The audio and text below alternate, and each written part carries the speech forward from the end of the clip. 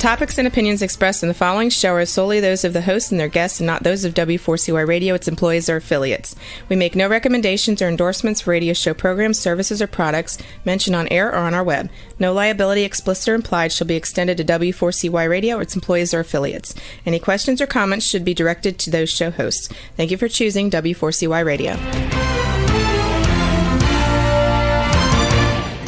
Draw me close to you, never let me go, and lay it all down again, to hear you say that I'm a friend. Good day. The Almighty Creator desires a deep personal relationship with you. If you die as an unbeliever, your spirit will live for a very long time as a disembodied ancestor spirit or demon. The Creator has said regarding unbelievers, why would I want someone to spend eternity with me when they do not believe I exist? If you die as a believer without any form of relationship with the Creator, you will end up in the outer darkness, a cold, black, terrible place, with weeping and wailing and gnashing of teeth, your teeth, the trash heap of heaven. Father has said concerning such believers, why would I want someone to be close to me in heaven, which inherently means I will give them great prestige and authority, if they do not have a deep personal relationship with me and have not proven to me that they can be trusted in this life? In stark contrast, if you make a real effort to seek relationship with the Almighty, the rewards in the life to come are huge. A glorious resurrected body, great prestige, great authority, and a permanent close relationship with the Creator and with Yahushua, who you may mistakenly know as Jesus. To put this all in context, the Almighty has said, I created human beings, this planet and this universe, for men and women to be my friends, my companions, to explore and learn and develop together. My greatest grief is that almost no person understands this, let alone seek such a relationship with me. Today we're going to talk about seek truth, not error, and then we'll talk about the essence of covenant. The overview. Most believers focus on finding fault with others instead of finding the truth that others have that they lack. This broadcast discusses in detail why it is so vital to focus on seeking truth wherever you can find it and ignoring error. We will start by noting we have 6,000 years learning all there is to learn about evil and error, and that there has only been one human with no error. We will then note that there is only one being with all error, and I will enjoin you to seek truth amongst the error, and encourage you to focus on truth and not focus on error. I will then advise you not to talk about error, but to share truth. I will then explain that the End Time Issue Ministry's calling is to act as a catalyst and facilitator to collect, collate, and distribute truth. We will then examine the essence of covenant in terms of Yah's approach, and we will start by noting that covenant is a promise or agreement, and that there's a penalty for breaking covenant. I will finally present a postscript, the biggest error crippling believers, and finally we'll look at the state of your relationship with the Almighty Creator. By way of introduction, who am I? James Robertson. I have a doctorate in engineering and I'm a retired military commander. I now work as a general manager. I have nearly 30 years' experience of actively seeking to draw close to the Almighty, following a dramatic encounter with him on the 12th of March 1993, when he spoke to me audibly in a locked room, and I knew for certain that he was real. I was confirmed in the Anglican Church at the age of about 13 and served as an altar boy for a number of years from the age of 19. Eventually, married to an unbeliever, I became disenchanted with the hypocrisy in the church and backslid to a point where I was not even sure the Almighty existed. In this backslidden state, I embarked on an adulterous affair, which when it ended, left me desperate and suicidal. It was then that the Almighty spoke to me, and I realized that my intellect had gotten me into a right mess, and I chose to serve him faithfully for the rest of my life. In doing this, I applied my deep-seated aversion to failure, born out of an accident in early childhood, coupled to my engineering and military training of rigor and preventing failure, to my seeking of knowledge about Father. This journey led to numerous supernatural experiences, prayers answered, and clear communication with the Creator. It forms the basis for what I teach in these programs. What is End Time Issue Ministries? It's the organizational vehicle for delivering my message through email, articles, websites, this radio program, physical books, LinkedIn, Facebook, YouTube, SlideShare, and Twitter. What is this program? The Creator desires a deep personal relationship with you. It represents the essence of my message. See the website www.endtimeissueministries.org for more information. That's www.endtimeissueministries.org for more information. See also www.relationshipwithcreatorradio.com. Click on the show on the top menu and podcasts on the drop down for previous broadcasts, or search on Google for, quote, Relationship with Creator Radio, unquote. So we're going to talk about seek truth, not error. Most believers focus on finding fault with others instead of finding the truth that others have that they lack. This broadcast discusses in detail why it is so vital to focus on seeking truth wherever you can find it and ignoring error. As of the 10th of December 2022, I wrote, I continue to see how believers get sidetracked on the errors or perceived errors of others and fail to recognize the truth that those others have. No human being has 100% error. Only Satan has 100% error. And no human being has 100% truth. Only Yah has 100% truth. So seek truth and ignore the error. If the error offends you, just walk away from it. Do not get into a fight in case you're judging falsely. This principle is important in considering what you find on my website. There's much that is controversial and unconventional. Do not get offended if you find something you consider to be error. Park it and look for what you do perceive to be truth.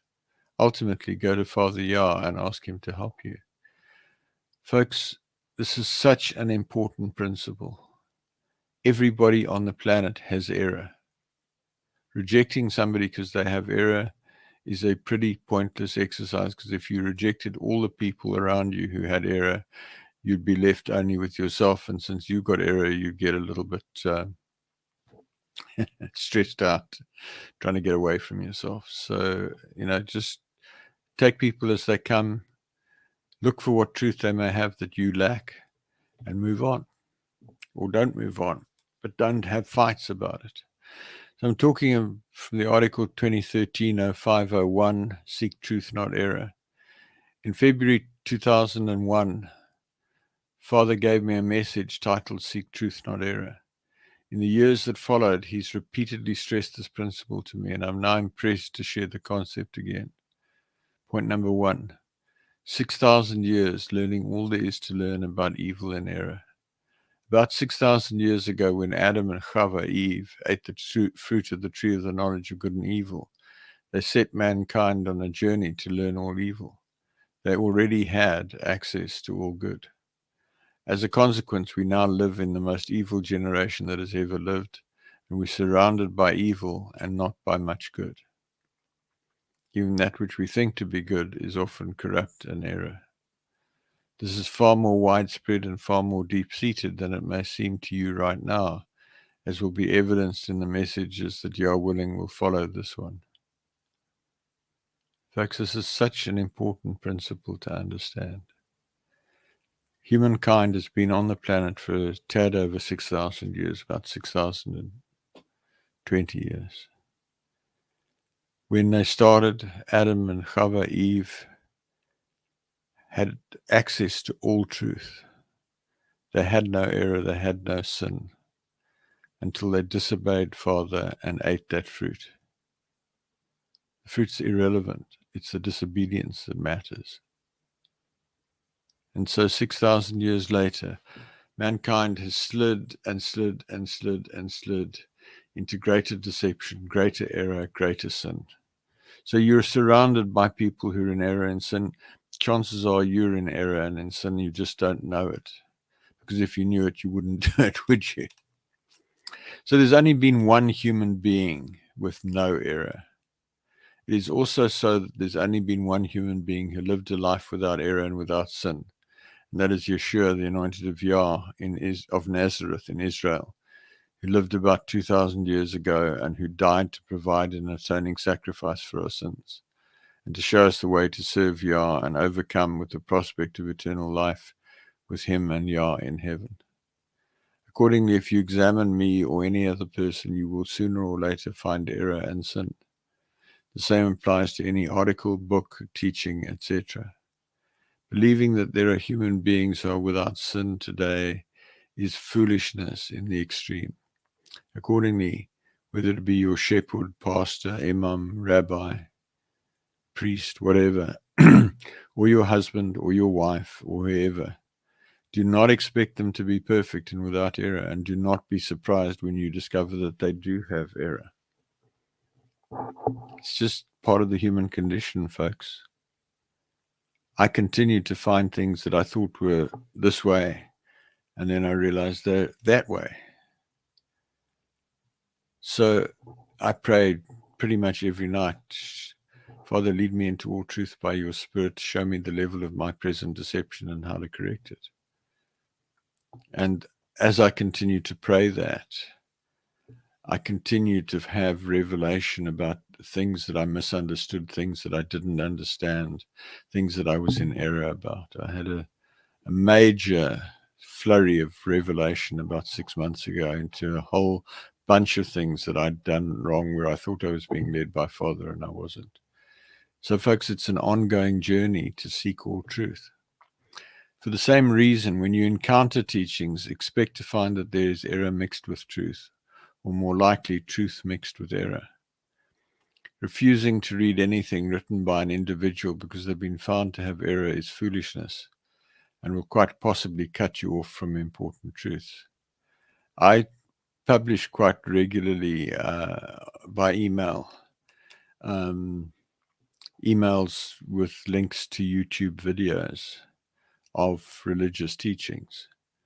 I don't necessarily agree with everything that the teachers have to say, but some of their message is valid and valuable. I got an email some time ago from a guy that I really esteem saying that he would not listen to anything from a particular American teacher because, quote, he's got demons. So, firstly, pretty much everybody on the planet's got demons, so what's the big deal? Secondly, we're told not to judge.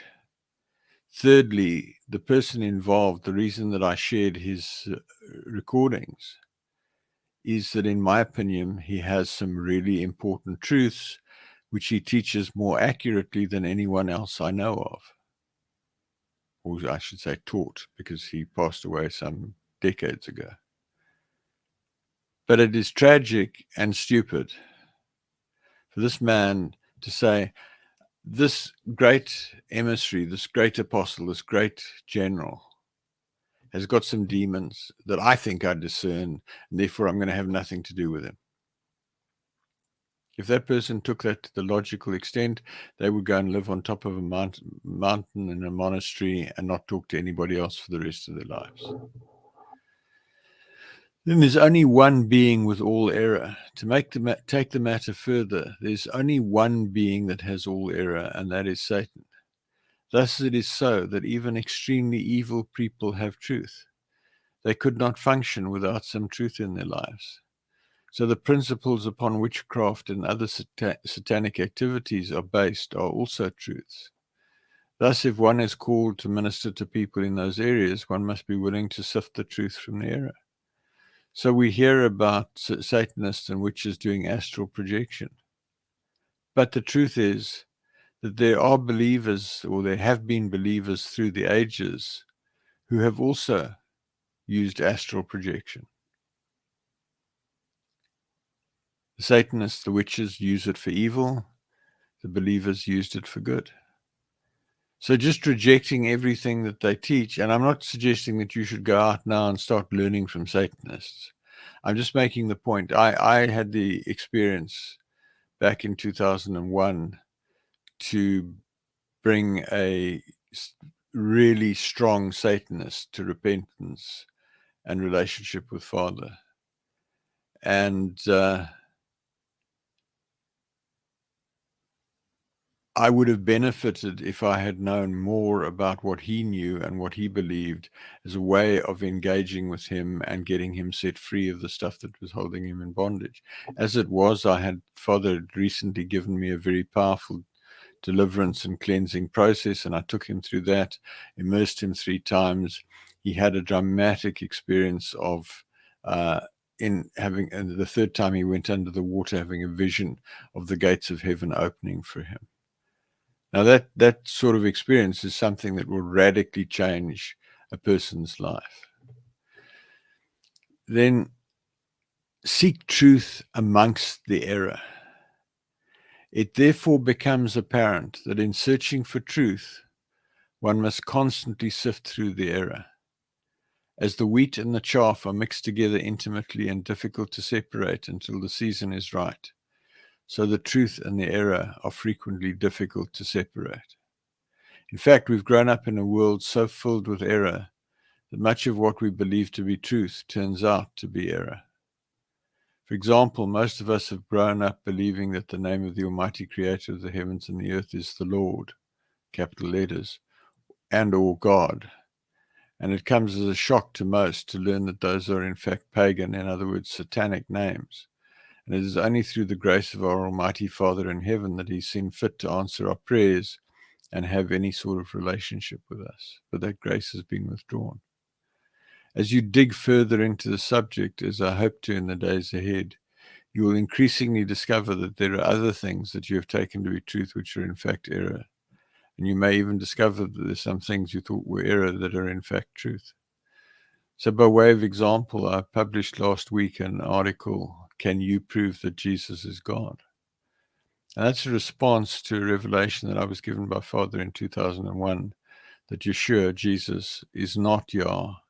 He's an independent human being. It took me 10 years to come to terms with that revelation. It's taken me another however many years to come to a place where I think I can teach about it effectively. And the article that I wrote was something like 54 points, rebutting arguments as to why Jesus is God.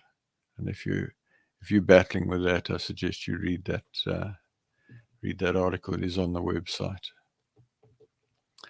Then focus on truth. Do not focus on error.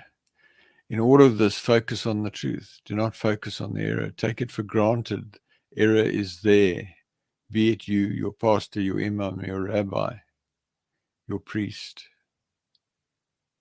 whoever, your boss, your wife, your husband, or any other person you might be inclined to put on some sort of pedestal. Yeshua said in Matthew, gift of Yah, in chapter 7, verses 1-5, judge not that ye be not judged. For with what judgment ye judge, ye shall be judged, and with what measure ye mete, it shall be measured to you again. And why beholdest thou the mote that is in thy brother's eye, but considerest not the beam that is in thine own eye? Or how wilt thou say to thy brother, let me pull out the mote of thine eye, and behold, a beam is in thine own eye? Thou hypocrite, first cast out the beam out of thine own eye, and then shalt thou see clearly to cast out the mote out of your brother's eye. This is the same principle. Do not look for error in others. Deal with your own error and look to others for truth that will help you to find your error and deal with it. There are a couple of dimensions to that passage from the Bible. Number one, you will, as you judge, so you will be judged. So if you judge people harshly, when you come to your judgment, you will be judged harshly. So, for example, the man that I referenced a few minutes ago condemning the anointed servant because he had demons, that man, and he regularly passes judgment on people and situations. That man is going to be harshly judged when he dies if he doesn't shape up and stop the stuff that he's doing. It's not worth it, folks. Rather just be a little bit more generous and a little bit more tolerant. Then do not talk about error, share truth. In the same way, do not talk about error. Do not gossip and tell others about the errors you found in people. If you cannot talk well of someone or some organization, rather say nothing. Websites that seek to expose the error of others are doing the work of the accuser, and those people will find themselves demonized and on the side of Satan. The more you look at the works of Satan in people, the more you will begin to look like Satan and learn Satan's ways. The more you broadcast about evil, the more you will be sucked into evil. When you encounter error and Yah clearly instructs you to make it known, then do only what he tells you to do, no more and no less. Otherwise, just ignore it and either stop associating with that person if you're unable to do anything to constructively influence them or their sin offends you, or focus on what is right in that person and ignore the error. Then talk about the truth that you believe you have, and if you're attacked, just leave it. It's not your job to force your truths on others. It's your job to sow what you have to sow and leave it to Yah to water and bring the seed to fruition. There are people who have me on their mailing lists who constantly publish emails screaming about this error or that error or this politician or that politician or this pastor or that whatever. Folks, all you're doing is publicizing and giving glory to Satan if your message is true. So the End Time Issue Ministry's calling is to act as a catalyst and a facilitator to collect, collate, and distribute truth. For about 10 years at the time of writing this article, Yah had been calling me to act as a catalyst and facilitator to collect, collate, and distribute truth, primarily up to then by email publishing. Remember, this article was written in 2013, so nearly 10 years ago. At times I've been obedient, and at other times I'd wandered off on side journeys. In the process, I had to deal with major error in my own life, a process that continues to this day. He's now strongly called me back to do what he's called me to do, and I'm in the process of preparing myself for this with the fasts that are currently in process. Part of this role is simply to publish that information which I particularly hold to be truth. As I say, that was written in 2013. 2014, my wife at the time and I did a major project of adding content to the website. In fact, a large portion of the website was created in 2014, 2015. Subsequently, I've had a few spurts of adding content. In the last year or so, I've added quite a substantial amount of content. Where I find truth, I share it. As I said earlier, I'm publishing regular articles, or not really articles, just links to YouTube teachings which I believe are valid and valuable. I don't agree with everything that those people say, but I'm applying the principles that I'm advocating here. And every now and then I upload a collection of those onto the website. Part of the role that I've just talked about for my ministry, and as far as I can currently see, a major part of that role in the future will be to act as a facilitator and catalyst for collecting and collating truth in the days ahead. Currently, I understand this to be a website that will provide a forum for anyone who has content they consider to be truth to publish that truth without censorship. In time, I hope that this website will be supported by a team of prophetic intercessors around the world who will be led by the Spirit of Yah to identify specific articles, add words from Yah, classify the articles in terms of accuracy, down to the level of a paragraph or sentence, etc. It seems that the ministry may also include platform speaking, or at least some subjects, such as the true name of Yah, etc. The audience for this work will include those who believe and also those who do not, anyone who's seeking truth. If you feel led to contribute to this work or participate in any way, please contact me. Sadly, none of that's come to fruition other than I've got a website with about 2,500 articles, over 2,000 web pages. In printed form, it's about 10,000 A4 pages. Huge amount of material there. 95% originated by myself, by revelation from Father. There's a huge need to take it further. At the moment, my vision is to have at least 4 or 5 or 6 additional websites. I've got a small Spanish website, Hebrew, Jewish, Mandarin, Chinese, Hindi, Indian, maybe 1 or 2 other key languages to reach as many people as possible. But it's going to cost me thousands, if not tens of thousands of pounds to do that, and I don't have the financial resources to do that. So if you're able to help, I'd love to hear from you. In conclusion, on Seek Truth, Not Error, I appeal to all those who listen to this to focus on truth and not on error. It does not matter how offensive you find someone's error. They have truth hidden somewhere. If you're called to find truth, then seek it. If not, either move on or avoid getting sucked into error, and at the same time realize that you probably have less truth than you think, and look constantly for truth which others have, which you lack.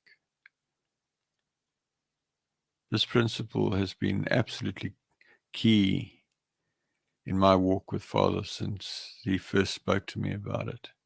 To me, it's so intuitively sound. Everybody's got truth. Some of that truth is relevant to you. So if you meet somebody new, learn what you can learn from them, and then either just remain in fellowship and friendship and ignore the bits you don't like, or move on. You don't have to have a fight about it. You don't have to get offensive about it. Just say, be nice knowing you. You don't even have to say anything. Just drift away. Focus on seeking truth. Don't focus on error. And whatever you do, do not publicize error. Don't write emails or websites about this one's in error and the error of this one. Somebody sent me something the other day with a whole lot of pictures of composite of anointed believers who may or may not have gone off track in the latter part of their lives. The exposition of all of the errors. Folks, what's that? It's just glorifying Satan. Please don't do it. So I'm going to continue with Article 2022-0103, the essence of covenant in terms of Yah's approach. At the time I wrote this, I said in several recent articles, I've made reference to covenant in the context of sexual congress between man and woman. In this broadcast, I will explain a bit more about what I'm referring to, as I understand it, based on an awareness of covenant going back some decades and based on practical experience. Following are the key points, followed by a copy of an article written in January 2011 on the blood of any covenant means death to those who break it, published on the ETI website and the under the web page covenant web page, the blood means death, which remains relevant today. Encyclopedia Britannica, in an article on covenant, provides a very detailed analysis of covenant in the context of Judaism, Christianity, and Islam. See Mendenhall, George Emery, Covenant, Encyclopedia Britannica, 13th July 2012, on the website britannica.com under topics /covenant-religion. The interpretation of primitive life is colored by wrong understanding, but the basic article establishes the antiquity of the concept of covenant. Covenant is also a legal term in law. It refers to a strong contract. It's used particularly in certain contexts. But the key thing to understand is that Yah works on a covenant basis. He enters into covenant with people. He makes promises with people. People make promises to him. And if you mess up and walk away from the covenant, it's not a pretty sight. The most fundamental covenant statement is at Deuteronomy 6, verses 4 and 5. Hear, O Israel, Yah the eternally self-existing, not the Lord, is Almighty One, not God. Yah the eternally self-existing is one. You shall love Yah the eternally self-existing, your mighty one, with all your heart, with all your soul, with all your might. This article headlines the critical considerations with regard to covenant, and the legacy article at the end goes into more detail. Folks, this is such an important passage from the Bible. The only reason we exist as human beings is to have a deep personal relationship with Father. So if you're an unbeliever and you die, Father does not have anywhere to put you. All you're going to hear from him is you did not keep the covenant promise that I've just referred to. Love Yah, the eternally self-existing, your mighty one, with all your heart, all your soul, and all your might. So there's nowhere for you to go. So you're just going to stay on earth as a demon. If you're a believer and you have no relationship with Father, you're going to go in the outer darkness. And arguably the outer darkness is worse than being a demon, ancestor spirit trapped in the grave. Folks, you don't want to go there. You want to have a deep personal relationship with Father, because that's the only thing that is worth doing in this life. So covenant is a promise or agreement. From Google, we find that a covenant is, quote, a promise or agreement under consideration, usually under seal or guarantee between two parties. And the seal or symbol of guarantee is that which distinguishes covenant from modern contract. In this context of this article in 2014, I wrote, covenant relates to the fundamental contractual relationship between Yah and mankind and between human beings. A covenant is a robust contract that contains benefits to either party if the covenant is honored, and penalties for the party that breaks the covenant. It is not possible to fully understand Yah or what Yeshua achieved, or marriage, or commerce, if you do not understand covenant. The most robust form of covenant involves blood as a form of oath associated with death if the covenant is broken. The satanic forces understand covenant very well, and they use it highly effectively to control their followers and also to trap believers. See the web page Covenant on the website. We'll talk more about this in a minute, but the fundamental thing here is Yah is about covenant. Covenant is really important to him. He is the author of the principles and the concept of covenant. So when you enter into an agreement with Father, it's a covenant agreement. If you break that covenant, then you're going to end up, as I said, in the outer darkness as a demon on earth or in hell for a season, to be tormented and corrected of your sin. There's a penalty for breaking covenant. As is established clearly in this broadcast, there's a penalty associated with breaking covenant for breaking one's word. This distinguishes covenant from promises and vows. And then, key point in terms of hardcore covenant. Blood of the covenant, including communion, means death. In particular, as discussed further in a minute, if the covenant involves blood, with the blood of a sacrificial animal, the blood of a virgin, male semen containing the elements of blood, or taking the wine of the covenant of Yeshua, communion, there is inherently a death penalty. Although in the current age, due to the level of error and deception, there is generally grace for this, although the death penalty may be invoked at judgment, leading to time in hell if the breach is not repented of and appropriately resolved in this life.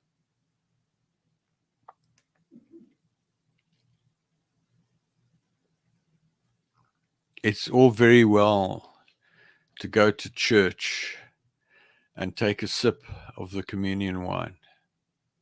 That wine represents the blood of Yeshua shed on the stake that fell down onto the mercy seat of the Ark of the Covenant.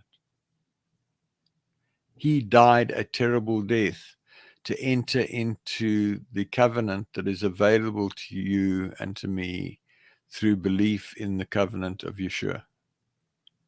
It is right and fitting that if you break that covenant, you should be tormented in hell.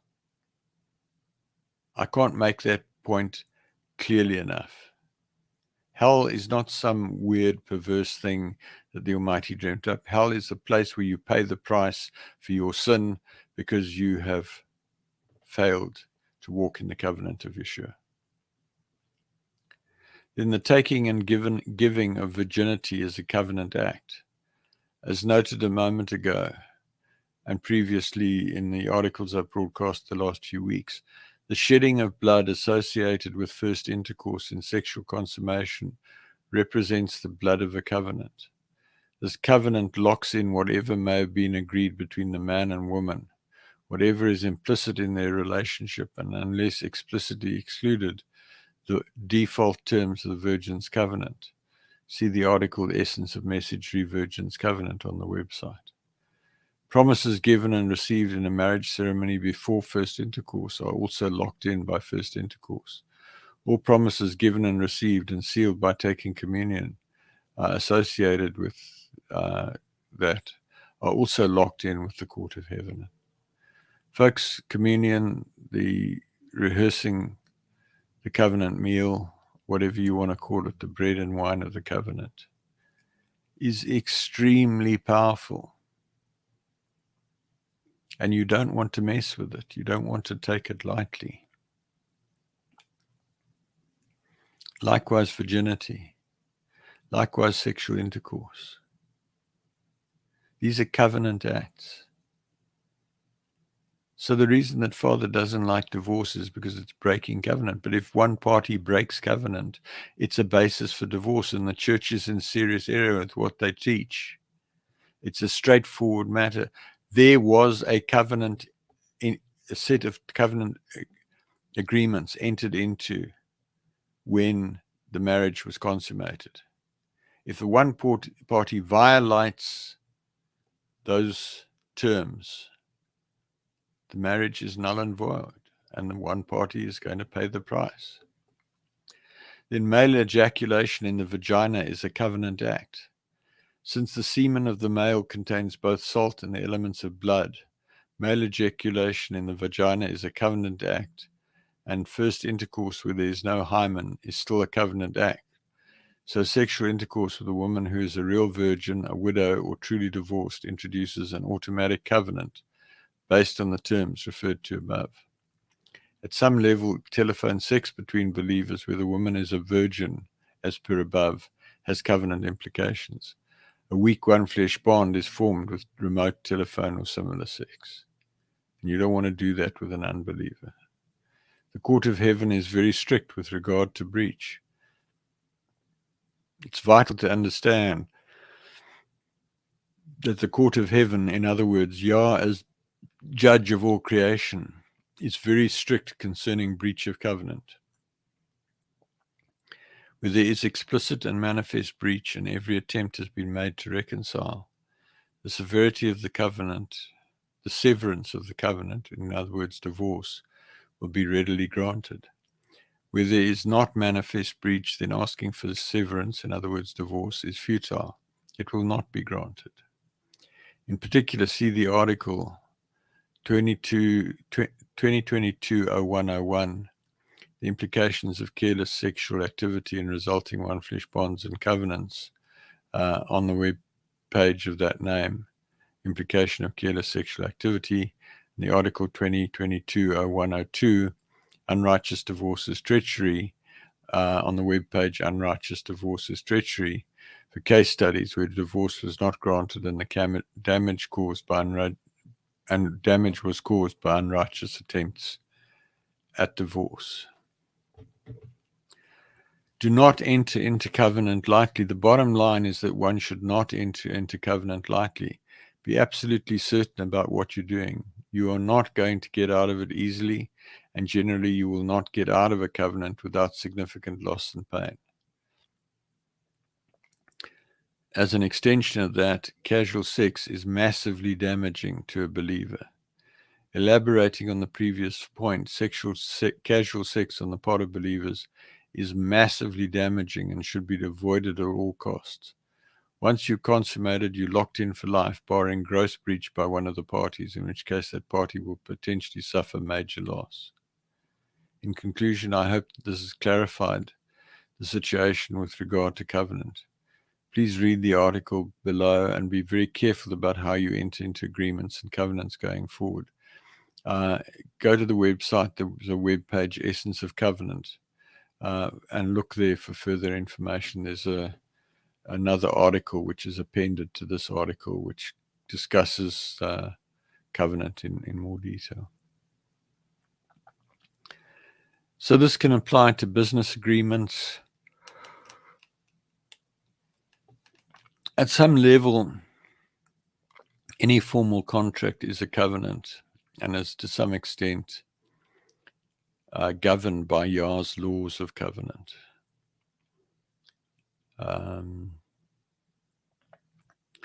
Don't give your word lightly. Yeshua said, let your yes be yes and your no be no.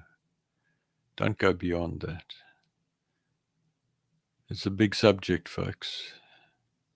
I've talked a lot about the sex thing in the last month or so, but it's really important.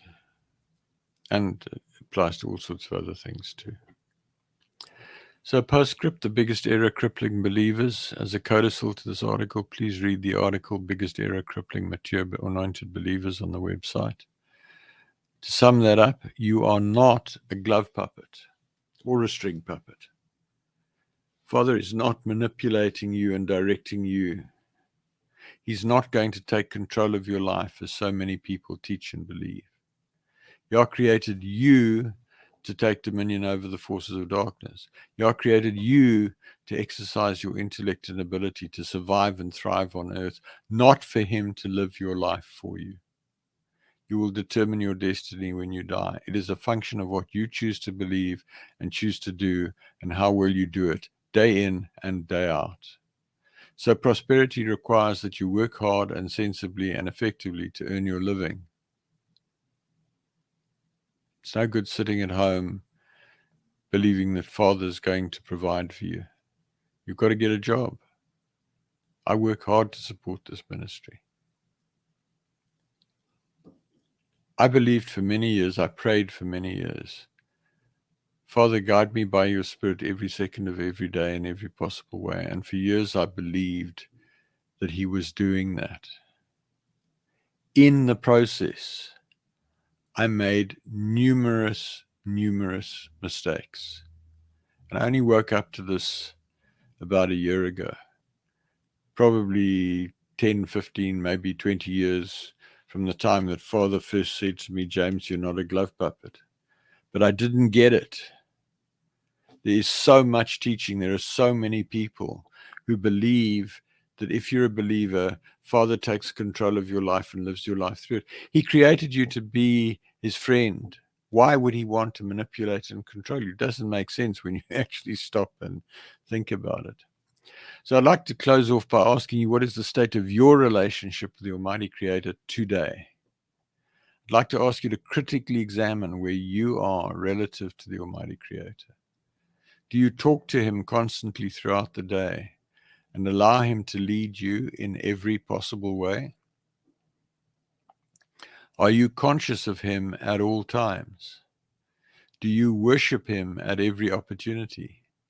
Do you count him your friend? Have you clearly and unambiguously heard him call you friend? If not, you're failing in your life purpose and you will be bitterly disappointed when you die. Folks, this whole universe exists. The solar system, planet Earth, the sun, the moon, the stars, the sea, the air, the plants, the animals, all exist to create an environment for you and me as human beings to do one thing and one thing only, and that is to be friends of the Almighty. And just about nobody on the earth knows that, let alone tries to be that. Father Yah is desperately lonely. He wants people who will turn to him and seek relationship with him. He doesn't want you to work through whatever it is, 361 laws, or this law, or that book, or this imam, or that rabbi, or this pastor, or this priest, or this whatever. No, he wants to have a deep personal relationship with you. Some key documents and video on the main menu of the website: compendium of important articles, video, Why Seek Relationship, the miracle of Yeshua's death. The Creator desires a deep personal relationship with you. 7 components in drawing close to the Creator. Recommended worship. The Creator's name is Yah, the eternally self-existing. Where will you spend eternity? The essence of my message to Christians.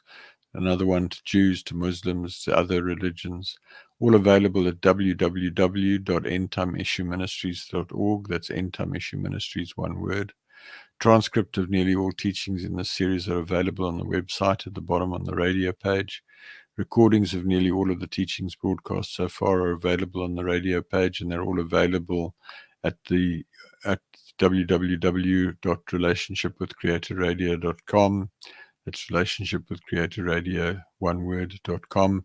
Click on the show on the top menu and podcasts on the drop down, or search on Google for quote Relationship with Creator Radio unquote. There's at least 3 podcast websites that have back issues of these broadcasts.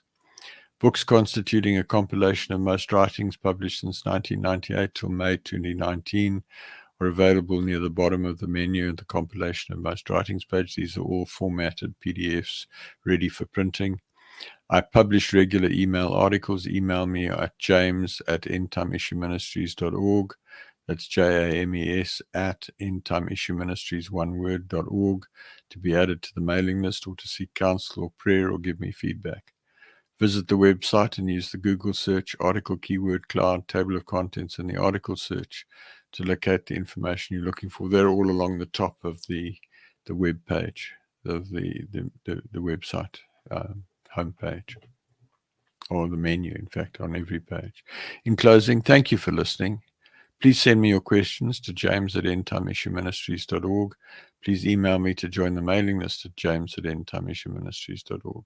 If you decide to draw close to the Almighty, please let me know, and I will connect with you by Skype, Zoom, email, or telephone so that I can help you with your journey. I hope to connect with you again next week, when I will continue to explore how to become a friend of the Creator. Work with me to make a way for Yeshua to return in victory at the end of the millennium and make his enemies his footstool.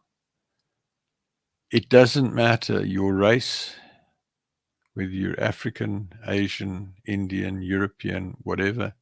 It doesn't matter whether you're short or tall, thin or fat, rich or poor, educated or uneducated. It doesn't matter whether you've got blonde hair and blue eyes, or black hair and brown eyes, or anything in between. Father wants you to become his friend. It's that simple, folks. There's only one reason why you exist, and that is to be the friend, or be a friend of the Almighty Creator, to do his will, to talk to him, to worship him, to spend time with him, to involve him in your life. You can do it. It's not that difficult. It just takes a change in mindset.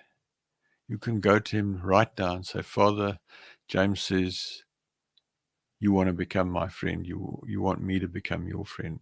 I haven't got a clue how to do that, and I'm asking you to help me to become a friend. Bring the people you want into my life. Take the people you don't want out. Show me what to read.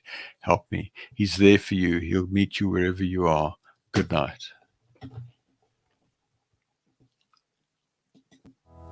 Father, I come to you, lifting up my hands. By your grace I stand.